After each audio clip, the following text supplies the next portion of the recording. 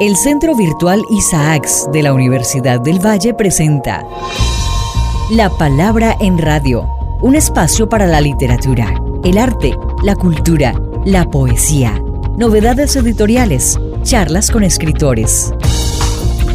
La Palabra en Radio, domingos 10 de la mañana por Univalle Estéreo. Dirige y presenta Darío Henao Restrepo. La Palabra en Radio.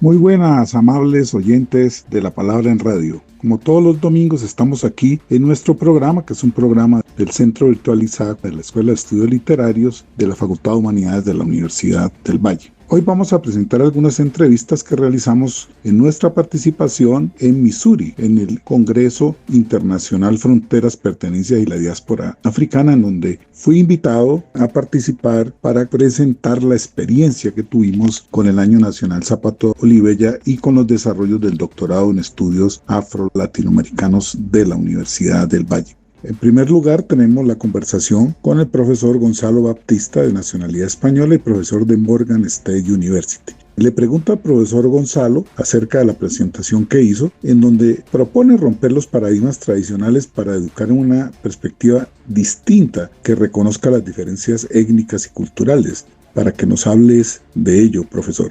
Hoy he hecho una presentación sobre un libro de texto que he creado para centrar las experiencias y las obras culturales de personas africanas y afrodescendientes dentro de lo que se llama la hispanofonía global. Los libros de texto habitualmente suelen estar pensados con el estudiante blanco en mente y suelen llevar además todo lo que son las discriminaciones y ocultamientos, borraduras de la experiencia negra en lugares como Latinoamérica, Caribe o España.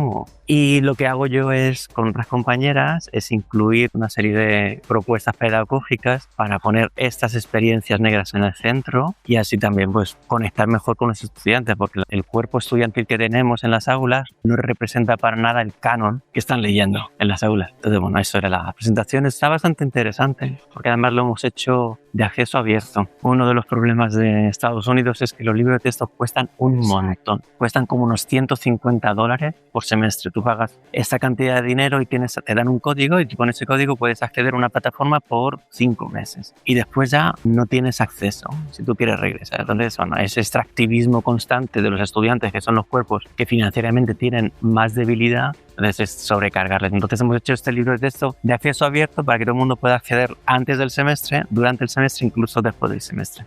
Y que esté decolonizado también, ¿sabes? Que no transmita esos sesgos.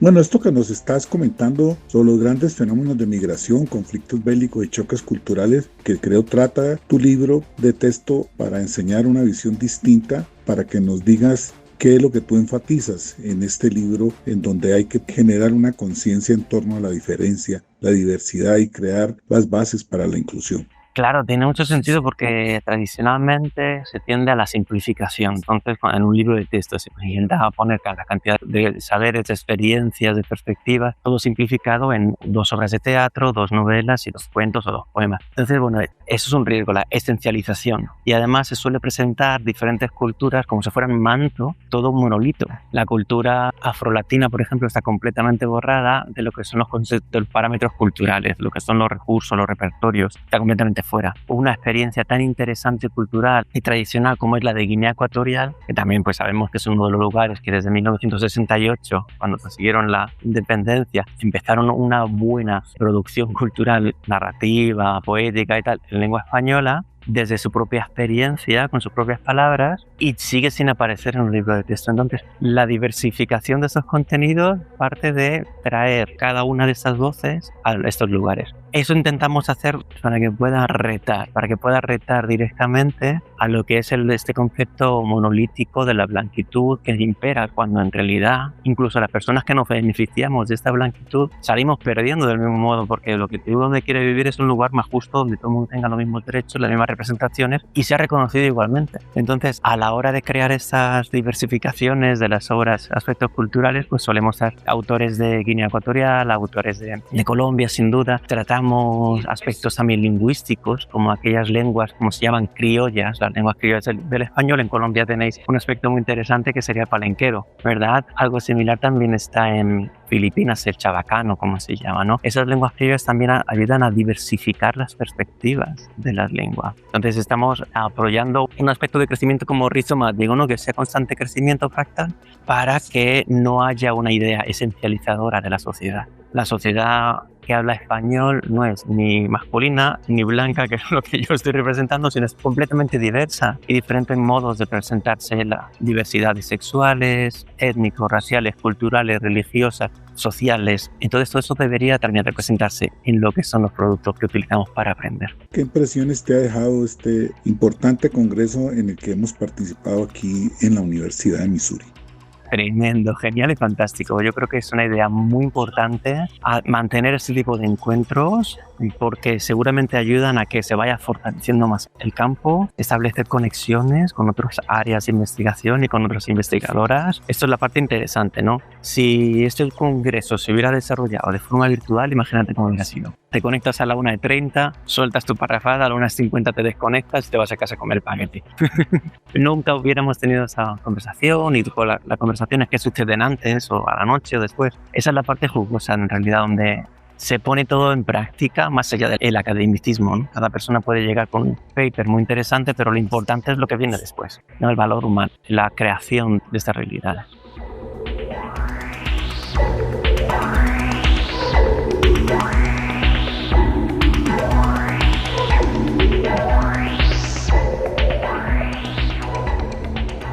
Ahora tenemos la oportunidad de poder hablar con una estudiante del doctorado en la Universidad de Texas, Alexa Melissa Hurtado. Ella es de Cali, es egresada de la Escuela de Estudios Literarios y en este momento está realizando su doctorado en esta importante universidad. Y con ella queremos hablar además con Esther Teixeira, una profesora brasilera de la Universidad Cristiana de Texas. A ambas les pregunto que nos hablen acerca de la investigación que están realizando y que presentaron en este congreso, que consideran fueron sus aportes. Mi nombre es Alexa Melissa Hurtado Montaño. Estoy haciendo el doctorado en la Universidad de Texas A&M. Soy de Colombia, de Cali, licenciada en la Universidad del Valle. Yo diría que mi aporte dentro de la conferencia o dentro de este maravilloso evento que hoy nos reúne a diferentes lenguas, diferentes territorios, es la importancia del español dentro de los estudios y los espacios afrodiaspóricos. Sobre todo estando en los Estados Unidos, en el que los afrolatinoamericanos estamos invisibilizados dentro de las comunidades negras dentro de los Estados Unidos, en cómo el español también hace parte de una construcción de lo que somos dentro de la afrolatinidad, y de que cómo esto, más allá de estudiarlo dentro de los espacios afrodiaspóricos hispanos, también se le da una gran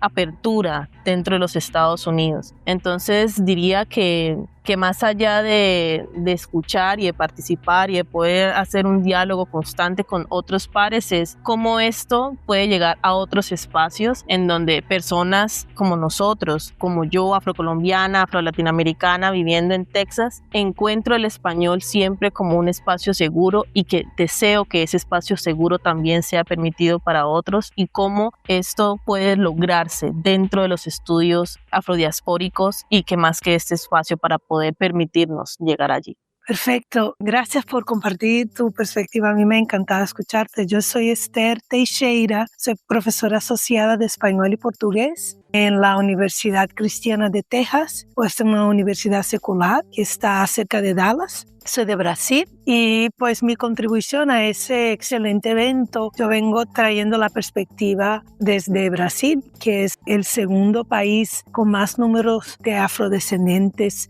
fuera de África. Solo pierdes el primer país con números de afrodescendientes fuera de África y en términos numéricos solo pierde para Nigeria. Entonces es un país que ha recibido un gran número de personas traficadas, esclavizadas. La cultura afro-brasileña ahí tiene una gran presencia y mi presentación fue precisamente sobre una obra de 1928, cerca de cuando Brasil celebraba su centenario, sus 100 años post-independencia, donde se hablaba, donde se pensaba el lugar de la cultura afro como parte de esa identidad brasileña. Entonces, la obra se llama Macunaíma, es una obra cumbre del modernismo y del movimiento antropofágico brasileño. Y como dijo mi colega, es un gran placer estar acá para mí, no solo como académica, sino también como brasileña. Mi trabajo ha sido desafortunadamente el único que ha tratado de Brasil dentro de ese contexto, pero se entiende, ¿no? Quisiera ver a más personas hablando no solo de Brasil, sino de África lusófona también. Y me pareció muy interesante lo que dijo Alexa en cuanto a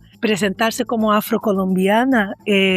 Yo tengo cierta dificultad de abrazar esa identidad de afro-brasileña porque a causa del colorismo y de la percepción de raza desde un contexto geográfico, sino dependiendo de dónde estás, te van a ver de una manera diferente. Y en Brasil estamos en un contexto donde tanto la clase social como la tonalidad de la piel te va a blanquear. Y en Estados Unidos me ven de otra manera, como una persona de color. Y no lo digo desde el enojo, sino que desde ese lugar inestable en cuanto a cómo me veo, cómo me ven y cómo la mirada del otro me va a definir a mí. Entonces, no creo que en un contexto brasileño se aceptaría con mucha tranquilidad de que yo puedo hablar desde ese grupo afro-brasileño, aunque tenga pues raíces y sangre africana también. Entonces, son varias cosas cuando uno deja su territorio, son otras inquietudes que en lugar de perjudicar, enriquecen la comprensión de las diferentes camadas cuando hablamos de raza e identidad en un contexto postcolonial.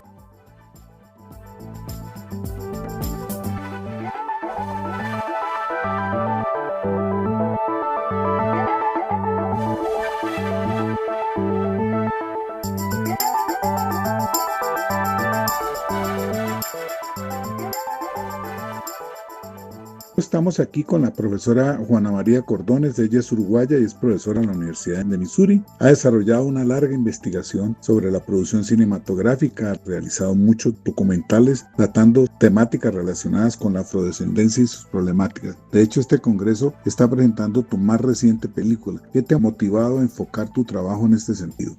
Soy Juana María Cordones Cook, uruguaya, pero he pasado más de las 2/3 partes de mi vida aquí en Estados Unidos, donde completé mis estudios, hice mis estudios universitarios. Me han interesado siempre los problemas sociales y el problema racial ha sido central en mi investigación. El documental que presentamos hoy es Eugenio Hernández Espinosa y su Teatro Negro. Yo conocí la obra de Eugenio antes de conocerlo a él en persona, a través de Nancy Morejón, la gran poeta cubana. Y he hecho más de 40 viajes a Cuba, siempre estudiando. Y en mi primer viaje, Nancy Morejón me llevó al segundo día a ver una representación de Melina Cundiamor, un monólogo excelente de Eugenio Hernández Espinosa. Y desde entonces entablamos un diálogo fantástico con Eugenio. Yo no tengo ninguna base de estudio académico en cine, nada. Pero desde que era estudiante graduada, yo me interesé muchísimo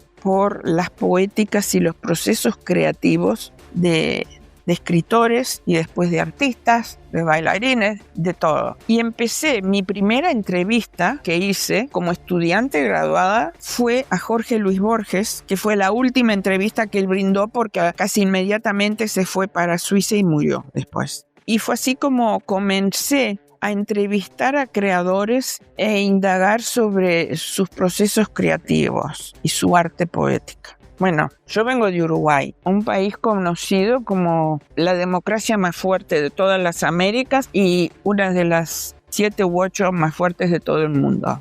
Digo esto porque yo me fui de Uruguay muy joven, pero ya había empezado, hice 2 años de universidad y yo en Uruguay nunca vi en la universidad a nadie de color siquiera, afrodescendiente. Nunca fui a una reunión social donde hubiera ningún afrodescendiente. Nunca fui a un restaurante, ni confitería, ni cafetería, donde no solamente hubieran afrodescendientes para servirse, sino donde hubieran servidores afrodescendientes. Entonces tuve una nana que era negra. Me di cuenta muy pronto de la discriminación y el prejuicio en mi queridísimo país. Vine a Estados Unidos y sí, hay mucho racismo, pero también encontré una intelectualidad negra fuerte.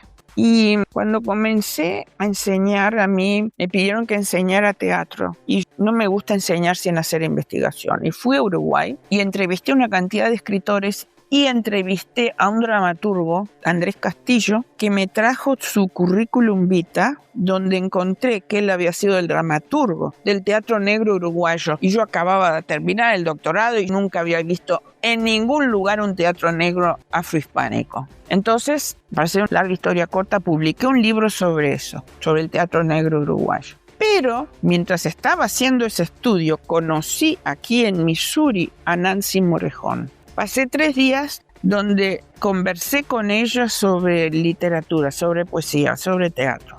Yo ya había conocido a varios escritores afro-latinoamericanos, pero ninguno del nivel intelectual de Nancy Morejón. Al final de ese encuentro, ella me preguntó si a mí me interesaría trabajar su obra. Y yo, como había quedado fascinada con su mente y leído solamente un poema, le dije que sí. Y me mandó al poco tiempo 47 años de su poesía escrita a máquina por ella. Ella empezó a traer a mis círculos académicos a una cantidad de intelectuales afrodescendientes. Casa de las Américas me invitó a dar una conferencia sobre una gran escritora argentina sobre quien yo había publicado mucho. Y ahí Nancy Morejón me puso en contacto con esa intelectualidad. Pero yo había seguido haciendo investigación sobre teatro. En verdad, en Colombia han publicado 3 libros míos. No sé si usted sabe. Uno es sobre dramaturgia que llevaba al teatro la vida de mujeres que habían tenido impacto en el mundo latinoamericano. Ese libro ganó el primer premio en la Universidad de Buenos Aires y lo escribí con una colaboradora, colaboró conmigo una colombiana. Después publiqué un libro que era sobre dramaturgia que llevaba al teatro la vida de grandes latinoamericanos. Y en el interín, desde el 91, yo había empezado a coleccionar teatro afro-latinoamericano con la intención de publicar una antología de teatro que se publicó en Colombia también, casi de 800 páginas, una antología crítica. Pero en el interín yo tengo cajas de teatro afro-latinoamericano que no pude publicar porque no tenía el permiso de los dramaturgos. Pero todo ese material va a ir a una colección especial que la Biblioteca Central de la Universidad de Missouri, Ellis, está creando alrededor de todo mi trabajo porque quiero que todo ese material esté a la disposición para estudiosos que puedan venir y trabajar con ese material que yo he coleccionado. Y tengo una cantidad de obras inéditas, montones de teatro.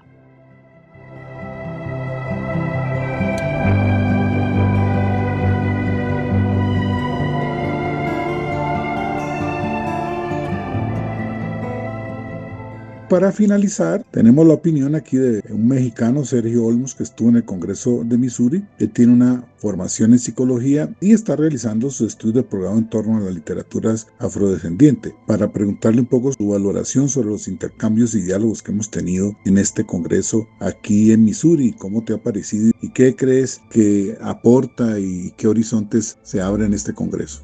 Hola, mi nombre es Sergio Olmos, soy estudiante de la maestría en literatura en la Universidad de Missouri, en Columbia, Missouri, y presenté un tema que tiene que ver con este gusto personal. Apenas estoy, digamos, conociendo más sobre la literatura afrohispánica y ha surgido un gusto personal para conocer más al respecto de esta literatura, pero también desde mi mirada como psicólogo, y estoy en esta búsqueda de encontrar la interdisciplinaridad de la psicología y la literatura. Entonces el tema del que hablé fue la literatura africana como un medio de resistencia, como una manera de hacer memoria y también como una posibilidad de sanar. Entonces, lo fundamental de esta charla era compartir cómo justo he descubierto que a través de las lecturas que he venido realizando en algunas de mis asignaturas durante esta maestría, me han permitido conocer más de la historia del África y sobre todo de los escritores de la literatura afrohispánica, por ejemplo, de Guinea Ecuatorial, que yo no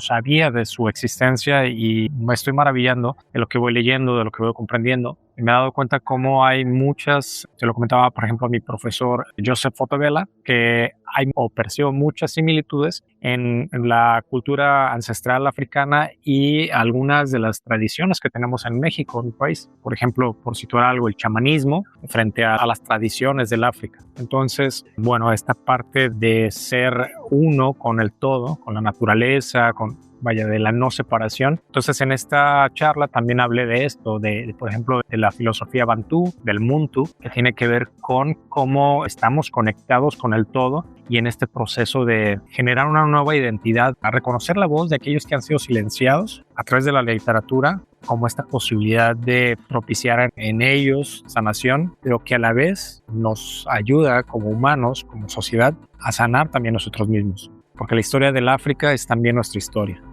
Creo importante que este evento siga sucediendo porque permite estas conferencias del Afro-Romance la conexión con esta parte de la historia que muchas veces no conocemos y que también es historia, entonces, y es la historia de la humanidad de la que somos parte. Entonces me parece muy importante no solo que siga sucediendo esta serie de conferencias, sino que también se sigan realizando investigaciones en torno a la memoria africana, afrohispánica. Pues estoy muy contento de ser parte de esta conferencia o de estas conferencias.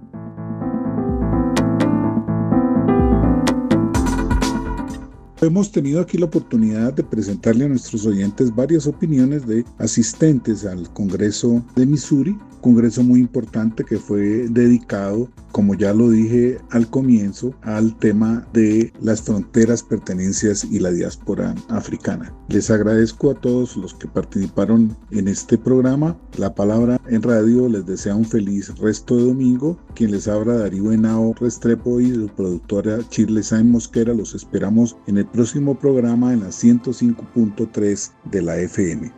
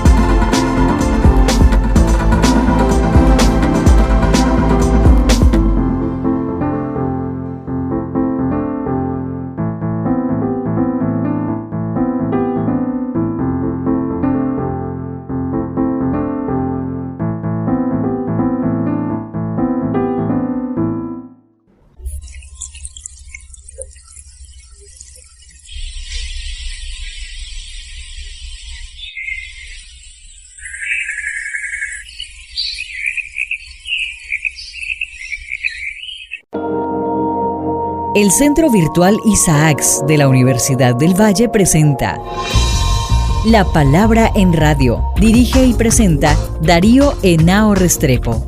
La Palabra en Radio.